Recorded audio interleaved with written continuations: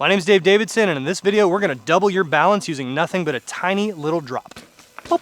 You're going to be able to go fast and feel smooth, and you're going to find that rider that's deep inside that you've been trying to practice up. You are gonna need a curb just like this one. It's gonna allow you to do not just the drill I'm gonna show you, but also the quality of movement. I'm gonna show you how to pull that out, where some of the more advanced riders even need help with this. I'm gonna give it to you right now. So let's do it. We need to increase our range of motion while also being stable. We want parts of our body and our bike to move, and we want parts of us to be still.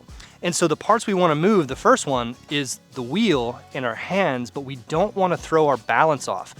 Most important thing here is you want to move the hands and you want to keep the core engaged like this. So we're going to hinge over, and you already know how to walk down this. So let's walk and keep the head level.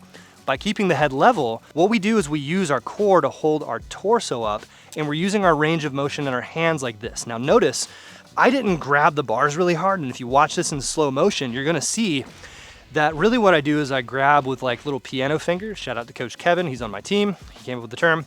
And we're gonna just roll the bike down nice and gently like that, okay? Now, a little bit about this really quick. The reason why this works so well, it's not because I'm the Sultan of Shred. It's not because I'm the great Bambino, and it's not because I have the only spiritual download method that brings you the messages from the bike gods to get you better at shredding. It's because of physics. Physics says that an object in motion tends to stay in motion, and an object at rest tends to stay at rest. When we're on a bike though, like this, we need to make sure that the right things stay at rest and the right things are allowed to move. And the most important thing you can do to ride downhill is to keep the feet level with equal pressure, like this. So you wanna stand on the bike and just bounce. So why this is so important is because when we're riding the bike, forces are gonna change, and we need to be able to manage those forces without losing our balance. And the single best way to do that is to keep those feet level with the horizon. Now, we're gonna take that same thing and we're gonna do it right here on this curb. So step one, get low, like this. Keep the feet level. Notice when you watch the video again, you're gonna see from here to here that the rider's visor doesn't move. You have got to film yourself doing this. You've got to do it, because if you don't, you're gonna think that you're doing one thing and you're gonna do another. Before you think this is some beginner move that advanced riders don't do, this is exactly what we do with Olympians and World Cup athletes when we wanna teach them this skill. So you're not too good for it. And if the move is good enough for Olympians and World Cup athletes, well, you gotta ask yourself, like, why is it so good for them? Well, because it teaches the body what you need to be doing in order to achieve the big stuff by doing it small. Now, the final test that I want you to do is I want you to ride off of this curb, and then I want you to hit your brakes and stop your bike as fast as you can. Why this is so important is it gives you the ability to manage your forces of stopping at the same time as you're managing the movement of the rotation of the bike on the way down back to flat. This means that you're going to be able to isolate both your stability and the bike's stability while they're both doing different things.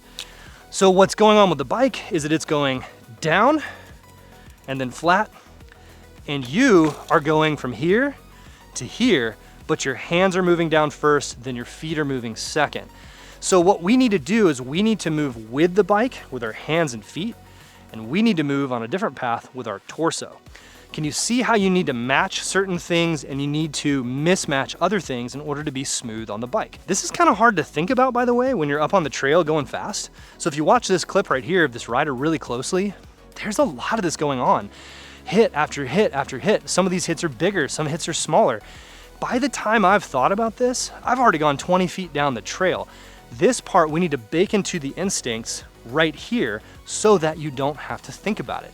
That's why this drill can be so helpful for you. So don't be afraid to hit this 20, 30, 100, 1,000 times and keep refining the movement. So let's drop off the drop, roll both wheels down, and hit the brakes as fast as possible.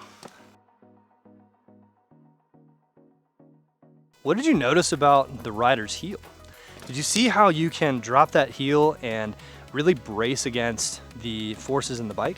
Well, you're gonna need to do this. And if you like the idea of bracing, then I got an entire video that you're really gonna like. I'm gonna put it right here. You should watch it after finishing this one. Now that you've tried this drill a few times, you can take it out of the trail, but don't forget you can come back to this drill later. So save this video, work through it as much as you can, and I hope it helps you with your riding as much as it helps me feel satisfied that I made this for you. I had fun making it. Thanks so much. My name's Dave Davidson. Click like, and we'll see you on the next one. Thanks, bye.